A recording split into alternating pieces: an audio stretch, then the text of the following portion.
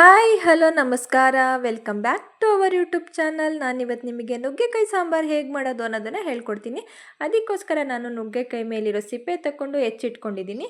ಇವಾಗ ನುಗ್ಗೆಕಾಯಿನ ನಾನೊಂದು ಪಾತ್ರೆಯಲ್ಲಿ ಬೇಯಿಸ್ಕೊತಿದ್ದೀನಿ. ಅದಕ್ಕೋಸ್ಕರ ಸ್ಟವ್ ಮೇಲೆ ಒಂದು ಪಾತ್ರೆ ಇಟ್ಟು ಅದಕ್ಕೆ ಸ್ವಲ್ಪ ನೀರು ಹಾಕ್ಕೊಂಡಿದ್ದೀನಿ. ಇವಾಗ ಸ್ಟವ್ ಆನ್ ಮಾಡಿ ಅದಕ್ಕೆ ನುಗ್ಗೆಕಾಯಿ ಹಾಕ್ತಾಯಿದ್ದೀನಿ. ನುಗ್ಗೆಕಾಯಿ ಜೊತೆಗೆ ಸ್ವಲ್ಪ ಉಪ್ಪನ್ನು ಹಾಕ್ಬಿಟ್ಟು ಮಿಕ್ಸ್ ಮಾಡ್ತಾಯಿದ್ದೀನಿ.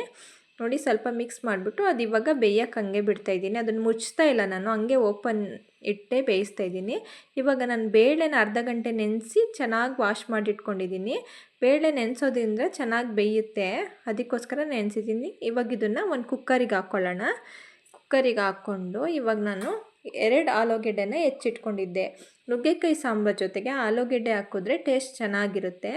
ಅದಕ್ಕೋಸ್ಕರ 2 ಆಲೂಗೆಡ್ಡೆ ಹೆಚ್ಚಿಟ್ಕೊಂಡು ಹಾಕಿದ್ದೀನಿ. ಇವಾಗ 2 ಟೊಮೊಟೊನ ಹಾಕ್ಕೊತಾ ಇದ್ದೀನಿ. ಅರ್ಧ ಈರುಳ್ಳಿನ ಹಾಕ್ಕೊತಾ ಇದ್ದೀನಿ. ಇವಾಗ ಇದಕ್ಕೆ ನೀರು ಆ್ಯಡ್ ಮಾಡ್ತಾಯಿದ್ದೀನಿ. ನೋಡಿ, ನೀರು ಇನ್ನೊಂದು ಸ್ವಲ್ಪ ಆ್ಯಡ್ ಮಾಡ್ತಾಯಿದ್ದೀನಿ. ಇವಾಗ ಇದಕ್ಕೆ ಸ್ವಲ್ಪ ಅರಿಶಿನ ಪುಡಿನ ಹಾಕ್ತಾಯಿದ್ದೀನಿ. ಜೊತೆಗೆ ಸ್ವಲ್ಪ ಎಣ್ಣೆನೂ ಹಾಕ್ತಾಯಿದ್ದೀನಿ. ಎಣ್ಣೆ ಹಾಕೋದ್ರಿಂದ ಬೇಳೆ ಚೆನ್ನಾಗಿ ಬೇಯುತ್ತೆ. ಇವಾಗ ಕುಕ್ಕರ್ ಲಿಡ್ನ ಕ್ಲೋಸ್ ಮಾಡಿ ಸ್ಟವ್ ಆನ್ ಮಾಡೋಣ. ಸ್ಟವ್ ಆನ್ ಮಾಡಿ ಇದನ್ನ ಇವಾಗ 3 ವಿಷಲ್ ಕೂಗಿಸ್ಕೊಬೇಕು. 3 ವಿಷಲ್ ಕೂಗಿಸಿದ್ರೆ ಬೇಳೆ ಎಲ್ಲ ಚೆನ್ನಾಗಿ ಬೆಂದಿರುತ್ತೆ. ಇವಾಗ ನುಗ್ಗೆಕಾಯಿ ನೋಡಿ ಚೆನ್ನಾಗಿ ಕುದೀತಾ ಇದೆ. ಇದಿನ್ನೂ ಬೆಂದಿಲ್ಲ, ಇನ್ನೂ ಬೇಯಬೇಕು. ಇದು ಬೇಯೋಷ್ಟೊತ್ತಿಗೆ ನಾವು ಮಸಾಲೆಗೆ ರೆಡಿ ಮಾಡ್ಕೊಳ್ಳೋಣ. ಮಸಾಲೆಗೆ ರೆಡಿ ಮಾಡ್ಕೊಳ್ಳೋದಕ್ಕೆ ನಾನೊಂದು ಮಿಕ್ಸಿ ಜಾರ್ ತೊಗೊಂಡು ಅದಕ್ಕೆ 1 ಈರುಳ್ಳಿನ ಹಾಕ್ತಾಯಿದ್ದೀನಿ. ಮಸಾಲೆಗೆ 1 ಈರುಳ್ಳಿ ಹಾಕ್ಕೊತಾ ಇದ್ದೀನಿ. ಜೊತೆಗೆ ಸ್ವಲ್ಪ ಕಾಯಿ ತುರಿ ಹಾಕ್ತಾಯಿದ್ದೀನಿ. 1-2 ಟೇಬಲ್ ಸ್ಪೂನಷ್ಟು ಹುರ್ಗಡ್ಲೆ ಹಾಕ್ಕೊತಾ ಇದ್ದೀನಿ. ಕೊತ್ತಂಬರಿ ಸೊಪ್ಪನ್ನು ಹಾಕ್ತಾಯಿದ್ದೀನಿ. ಒಂದು ಸ್ವಲ್ಪ ಅರಿಶಿಣ ಪುಡಿ ಹಾಕ್ತಾಯಿದ್ದೀನಿ. 3 ಟೇಬಲ್ ಸ್ಪೂನಷ್ಟು ಖಾರದ ಪುಡಿ ಹಾಕ್ತಾಯಿದ್ದೀನಿ. ಜೊತೆಗೆ 2 ಟೇಬಲ್ ಸ್ಪೂನಷ್ಟು ಸಾಂಬಾರು ಪುಡಿ ಹಾಕ್ತೀನಿ. ಸಾಂಬಾರು ಪುಡಿ ಇದು ನಾವು ಮನೆಯಲ್ಲೇ ಮಾಡ್ಕೊಂಡಿರೋದು, ಅದನ್ನು ಆ್ಯಡ್ ಮಾಡ್ತಾಯಿದ್ದೀನಿ. ನಾನಿವಾಗ ಒಂದು ಗೋಲಿ ಗಾತ್ರದಷ್ಟು ಹುಣಸೆ ಹಣ್ಣನ್ನ ನೆನೆಸಿಟ್ಕೊಂಡಿದ್ದೆ, ಅದನ್ನು ಮಸಾಲೆ ರುಬ್ಬೋತ್ತಿಗೆ ಜೊತೆಗೆ ಆ್ಯಡ್ ಮಾಡಿಕೊಂಡು ರುಬ್ಕೊತೀನಿ.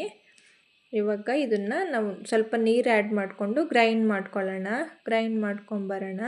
ಇವಾಗ ನೋಡಿ, ಕುಕ್ಕರ್ ವಿಷಲ್ ಆಗಿದೆ, 3 ವಿಷಲ್ ಆಯಿತು. ಸ್ಟವ್ ಆಫ್ ಮಾಡಿದ್ದೀನಿ. ಇವಾಗ ಮಸಾಲೆನೂ ರೆಡಿಯಾಗಿದೆ. ಇವಾಗ ನುಗ್ಗೆಕಾಯಿಯು ಬೆಂದಿದೆ. ನೋಡಿ ಎಷ್ಟು ಚೆನ್ನಾಗಿ ಬೆಂದಿದೆ ನುಗ್ಗೆಕಾಯಿ ಬೆಂದಿದೆ. ಇವಾಗ ಸ್ಟವ್ ಆಫ್ ಮಾಡೋಣ. ಚೆನ್ನಾಗಿ ಬೆಂದಿದೆ ನುಗ್ಗೆಕಾಯಿ. ಸ್ಟವ್ ಆಫ್ ಮಾಡಿ ಇವಾಗ ನೋಡಿ, ಕುಕ್ಕರು ಕೂಲಾಗಿತ್ತು. ಕುಕ್ಕರ್ ಲಿಡ್ ಓಪನ್ ಮಾಡಿದ್ದೀನಿ. ಬೇಳೆ ಎಲ್ಲ ಚೆನ್ನಾಗಿ ಬೆಂದಿದೆ. ಬೇಳೆ, ಟೊಮೊಟೊ, ಆಲೂಗೆಡ್ಡೆ ಎಲ್ಲ ಚೆನ್ನಾಗಿ ಬೆಂದಿದೆ. ಬೇಳೆ ನೋಡಿ ಎಷ್ಟು ಚೆನ್ನಾಗಿ ಬೆಂದಿದೆ.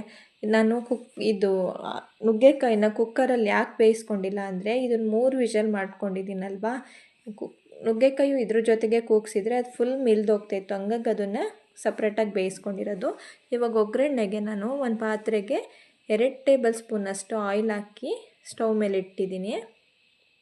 ಆಯಿಲ್ ಹಾಕ್ಕೊತಾ ಇದ್ದೀನಿ 2 ಟೇಬಲ್ ಸ್ಪೂನಷ್ಟು. ಇದಕ್ಕಿವಾಗ 2 ಒಣಮೆಣ್ಸಿನ್ಕಾಯಿನ ಸಣ್ಣದಾಗಿ ಕಟ್ ಮಾಡಿಬಿಟ್ಟು ಹಾಕ್ತಾಯಿದ್ದೀನಿ. ಜೊತೆಗೆ ಸ್ವಲ್ಪ ಸಾಸಿವೆ ಹಾಕ್ತಾಯಿದ್ದೀನಿ. ಅರ್ಧ ಈರುಳ್ಳಿನ ಸಣ್ಣದಾಗಿ ಹೆಚ್ಚಿ ಹಾಕ್ತಾಯಿದ್ದೀನಿ. ಇವಾಗ ಇದನ್ನು ಫ್ರೈ ಮಾಡ್ಕೊಳ್ಳೋಣ. ನೋಡಿ, ಫ್ರೈ ಆಗಿದೆ. ಇವಾಗ ಇದಕ್ಕೆ ನಾವು ರುಬ್ಬಿಟ್ಕೊಂಡಿರೋ ಮಸಾಲೆನ ಆ್ಯಡ್ ಮಾಡೋಣ. ಮಸಾಲೆ ಹಾಕ್ಕೊಂಡು ಇವಾಗ ಜಾರಲ್ಲಿರೋ ಮಸಾಲೆನ ವೇಸ್ಟ್ ಮಾಡಬಾರ್ದು. ಅದಕ್ಕೂ ಸ್ವಲ್ಪ ನೀರು ಹಾಕ್ಕೊಂಬಿಟ್ಟು ಈ ಥರ ಹಾಕ್ಕೊಬೇಕು.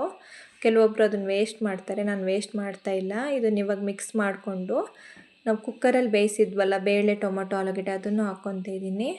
ಜೊತೆಗೆ ನುಗ್ಗೆಕಾಯಿನೂ ಹಾಕ್ತಾಯಿದ್ದೀನಿ. ಇದನ್ನು ಇವಾಗ ನೀಟಾಗಿ ಮಿಕ್ಸ್ ಮಾಡೋಣ. ಮಿಕ್ಸ್ ಮಾಡಿ ನಾನು ನುಗ್ಗೆಕಾಯಿ ಬೇಯಿಸ್ಬೇಕಾದ್ರೆ ಸ್ವಲ್ಪ ಉಪ್ಪು ಹಾಕಿದ್ನಲ್ಲ, ಇವಾಗ ಸ್ವಲ್ಪ ಉಪ್ಪು ನೋಡ್ಕೊಂಡು ಹಾಕ್ಕೊಬೇಕು. ಇವಾಗ ಸ್ವಲ್ಪ ಆ್ಯಡ್ ಮಾಡ್ತಾಯಿದ್ದೀನಿ ನಾನು. ಇವಾಗ ಇದು ಚೆನ್ನಾಗಿ ಕುದಿಬೇಕು. ಸಾಂಬಾರು ಒಂದು 10 ನಿಮಿಷ ಕುದಿಸಿದ್ದೀನಿ ನಾನು ಚೆನ್ನಾಗಿ. ಇವಾಗ ಇದು ಸಾಂಬಾರು ರೆಡಿಯಾಗಿದೆ. ಇದನ್ನು ಇವಾಗ ಒಂದು ಪಾತ್ರೆಗೆ ಹಾಕಿಟ್ಟಿದ್ದೀನಿ. ಈ ವಿಡಿಯೋ ಇಷ್ಟ ಆಗಿದ್ದರೆ ನಿಮಗೆ ಲೈಕ್ ಮಾಡಿ, ಶೇರ್ ಮಾಡಿ, ಕಮೆಂಟ್ ಮಾಡಿ, ಹಾಗೆ ನಮ್ಮ ಚಾನಲ್ನ ಸಬ್ಸ್ಕ್ರೈಬ್ ಮಾಡ್ಕೊಳ್ಳಿ. Thank you for watching.